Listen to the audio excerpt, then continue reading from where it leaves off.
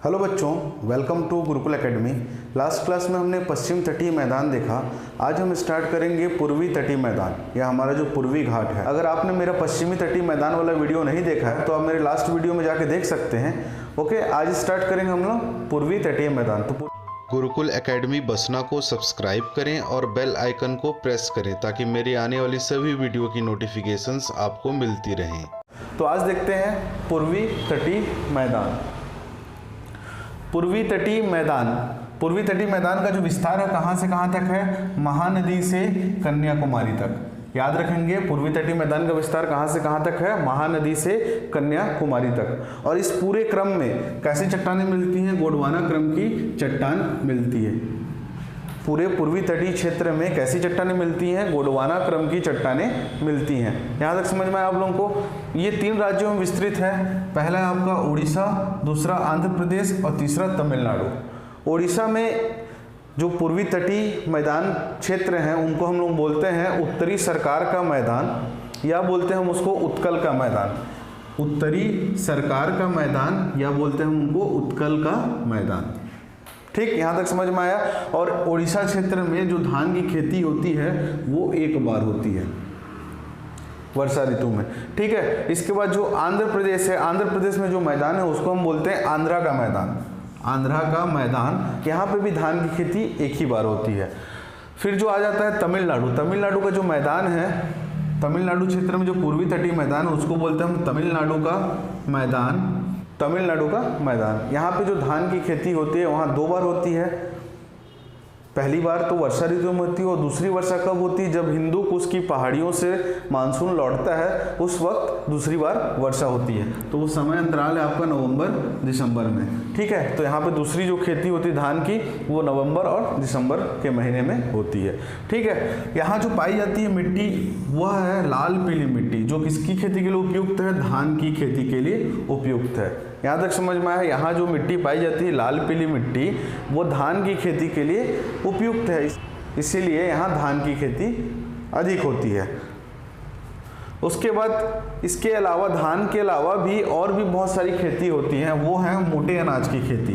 मोटे अनाज में शामिल है आपके ज्वार है, बाजरा है, मक्का है। और इन ज्वार, बाजरा, मक्का इन सब के लिए जो वर्षा की रिक्वायरमेंट होती है, जो आवश्यकता होती है वो होती है 0 से 50 सेंटीमीटर की वर्षा। ठीक है, जो गोंडवाना क्रम की चट्टान है उनका विस्तार देखेंगे। गोंडवाना क्रम की जो चट्टान है मैंने आपको बताया, जो पूर्वी हमारे भारत के जो पूर्वी क्षेत्र है, पूर्वी तटीय क्षेत्र है, यहाँ पे पूर्वी तटीय मैदान स्थित है। और इस सारे क्रम में कौन सी चट्टानें स्थित है? यहाँ पे गोंडवाना क्रम की चट्टानें। ठीक है, तो गोंडवाना क्रम की चट्टानें का किन किन राज्यों में विस्तार है देखें तो पहला आपका झारखंड, छत्तीसगढ़, तेलंगाना, उड़ीसा, आंध्र प्रदेश और तमिलनाडु। नाम याद रखेंगे, झारखंड, छत्तीसगढ़, तेलंगाना, उड़ीसा, आंध्र प्रदेश और तमिलनाडु। ठीक है, तो इन 6 राज्यों में हमारे जो गोंडवाना क्रम की चट्टान है उनका विस्तार है। अब देखते हैं थोड़ा फसल के बारे में।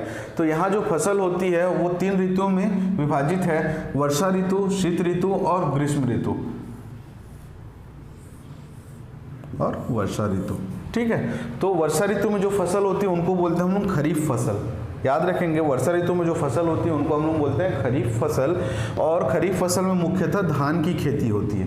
और धान की खेती के लिए जो आवश्यक वर्षा है वह 100 से 150 सेंटीमीटर की बारिश की आवश्यकता होती है। और वर्षा ऋतु में जो भी खेती की जाती है 85% हिस्सा कृषि का वह वर्षा के जल पर आधारित होता है। ठीक है, अब आ जाएंगे शीत ऋतु। शीत ऋतु में क्या है? रबी फसल होता है। शीत ऋतु में जो फसल होते हैं उनको हम रबी फसल बोलते हैं। और रबी फसल में मुख्यतः गेहूं की खेती की जाती है। और गेहूं की खेती के लिए जो आवश्यक वर्षा है वह 0 से 75 सेंटीमीटर की बारिश की आवश्यकता होती है। और शीत ऋतु में जो भी फसल होते हैं वो 15% उसका वर्षा के जल से होता है और बाकी का जो 85% हिस्सा है वह सिंचाई के साधन से होते हैं। और सिंचाई के 4 साधन हैं, नाम देख लेंगे, नहर, नलकूप, तालाब और कुआं। ठीक है, यही 4 साधन है सिंचाई के साधन। मुख्य साधन क्या आपका? नहर है। उसके बाद आ जाएंगे ग्रीष्म ऋतु। ग्रीष्म ऋतु में होने वाले फसल को बोलते हैं हम जायद फसल। क्या बोलते हैं, जायद फसल। और जायद फसल में मुख्यतः तरबूज, ककड़ी और भी बहुत प्रकार की खेती की जाती है। तरबूज, ककड़ी, खरबूज, जितने भी गर्मी के जो फसल हैं, गर्मी में जो आपको खाने को मिलते हैं, वो सारे जायद फसल के अंतर्गत आते हैं। तो यहाँ तक समझ में आया आप लोगों को।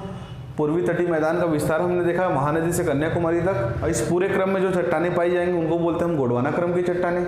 ठीक है, गोंडवाना क्रम चट्टानें। और जो इसका विस्तार है पूर्वी तटीय मैदान का, वो 3 राज्यों में है, ओडिशा, आंध्र प्रदेश, तमिलनाडु। ओडिशा में इन मैदानों को बोलते हैं उत्तरी सरकार का मैदान या उत्कल का मैदान।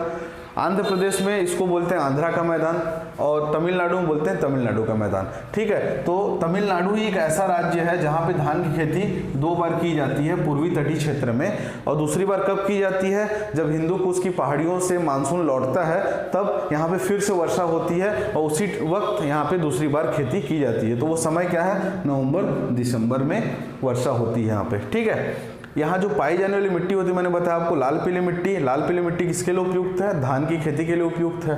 ठीक है, मोटे अनाज भी पाए जाते हैं, ज्वार, बाजरा, मक्का, इन सब की खेती भी की जाती है। वर्षा रिक्वायरमेंट आप देख सकते हैं वहाँ पे। ठीक है, गोंडवाना क्रम की चट्टाने का विस्तार कहाँ कहाँ पे है, झारखंड, छत्तीसगढ़, तेलंगाना, उड़ीसा, आंध्र प्रदेश और तमिलनाडु। यहाँ तक ठीक। उसके बाद हमने फसल देखा, तो फसल को भी आप लोग देख लेंगे। ओके, अब देखें जो धान का फसल है मुख्यतः 2 बार और 3 बार किया जाता है। तो 2 बार कहाँ कहाँ होता है, पूर्वी तटीय में देखें तो 2 बार होता है आपका तमिलनाडु में और छत्तीसगढ़ में। छत्तीसगढ़ में भी 2 बार धान की खेती की जाती है और तमिलनाडु में भी 2 बार की जाती है। मैंने बताया क्यों दूसरी बार की, दूसरी बार जो खेती होती है वो लौटते मानसून की वजह से होती है। ठीक है, और 3 बार होती है, एक साल में 3 बार, एक साल में 3 बार खेती होती है धान की, वेस्ट बंगाल और आंध्र प्रदेश में। वेस्ट बंगाल में भी कौन सा क्षेत्र में, सुंदरवन के डेल्टाई क्षेत्र में, और आंध्र प्रदेश के कृष्णा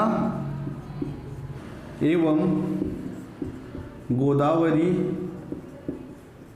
नदी के डेल्टाई क्षेत्र में। तो धान की जो फसल है एक साल में 2 बार की जाती है, एक तमिलनाडु में, एक छत्तीसगढ़ में, और एक साल में 3 बार की जाती है, एक वेस्ट बंगाल और आंध्र प्रदेश में। तो वेस्ट बंगाल में कहाँ पे भी, सुंदरवन के डेल्टाई क्षेत्र में, और आंध्र प्रदेश में कहाँ पे, कृष्णा एवं गोदावरी नदी के डेल्टाई क्षेत्र में। तो याद रखेंगे ये भी आप लोग।